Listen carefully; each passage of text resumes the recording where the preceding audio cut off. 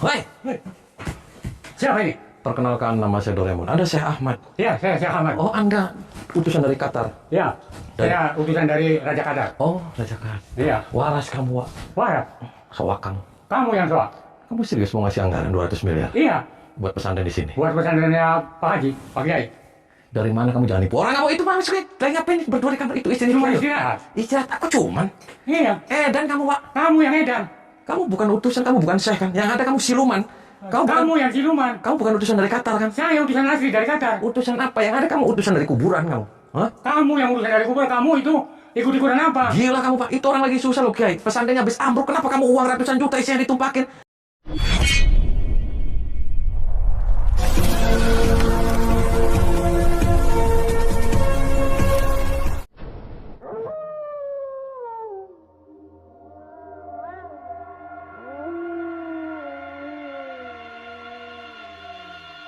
Assalamualaikum warahmatullahi wabarakatuh. Sahabat pemirsa yang dirahmati Allah Subhanahu wa Ta'ala. Selamat menyaksikan kembali kisah dakwah Ustadz Kang Ujang Bustomi, dan semoga keberkahan senantiasa terlimpahkan kepada kita semuanya.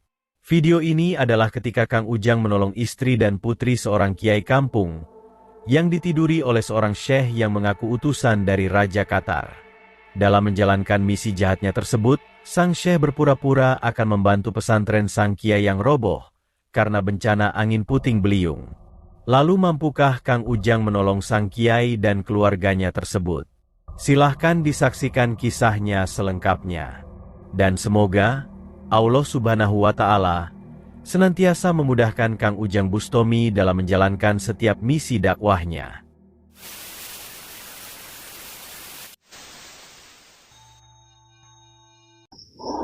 Allahumma sholli ala Muhammad ya Rabbi sholli alaihi wa sallim. Allahumma sholli ala Muhammad ya Rabbi sholli alaihi wa sallim. Rabbi fanfa'na ببركتهم واهدنا الحسنى بحرمتهم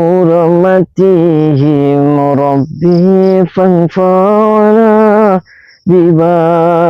ببركتهم واهدنا الحسنى بحرمتهم.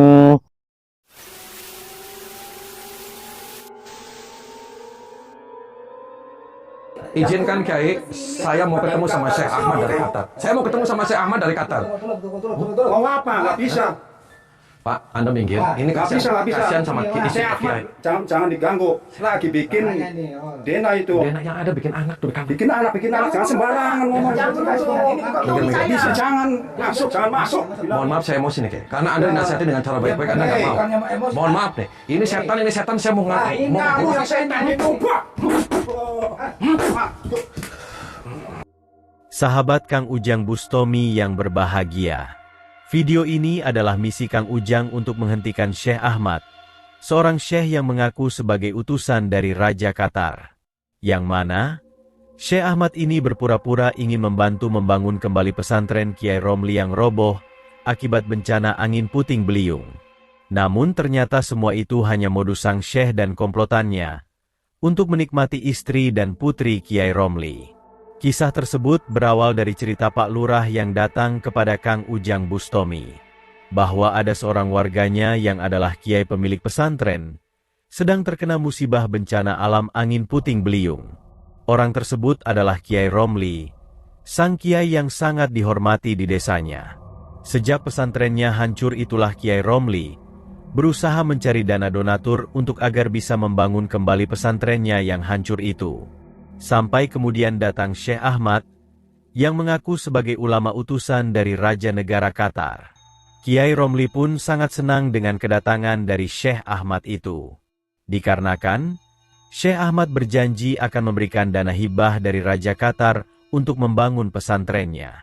Uang yang dijanjikan pun sangat fantastis, yaitu sejumlah 200 miliar rupiah. Dan karena merasa sangat senang itulah Kiai Romli menuruti saja apa yang diinginkan oleh Syekh Ahmad. Termasuk ketika Syekh Ahmad minta sejumlah uang untuk proses mencairkan dana hibah tersebut. Juga ketika Syekh Ahmad dan para muridnya ingin tinggal di rumahnya dalam beberapa waktu. Namun Pak Lurah yang mengetahui kejadian tersebut merasa curiga dengan Syekh Ahmad dan para pengikutnya. Sehingga kemudian Pak Lurah mencoba datang bercerita dan berkonsultasi dengan Kang Ujang Bustomi. Dan Kang Ujang yang mendengar cerita tersebut pun akhirnya juga merasa curiga. Jangan-jangan Syekh Ahmad melancarkan modus jahat kepada Kiai Romli dan keluarganya. Sebab itulah Kang Ujang kemudian datang ke rumah Kiai Romli. Karena menurut informasi dari Pak Lurah, Syekh Ahmad dan pengikutnya itu sedang menginap di rumah sang Kiai. Dan benar saja, ketika Kang Ujang datang ke rumahnya, tampak sang Kiai yang didampingi seorang putrinya sedang berbincang dengan para asisten dari Syekh Ahmad. Namun ada hal yang mencurigakan, karena Syekh Ahmad sedang berada dalam kamar berdua bersama istri Kiai Romli. Dengan alasan, sang istri ingin merinci kebutuhan dana yang dibutuhkan untuk membangun pesantrennya.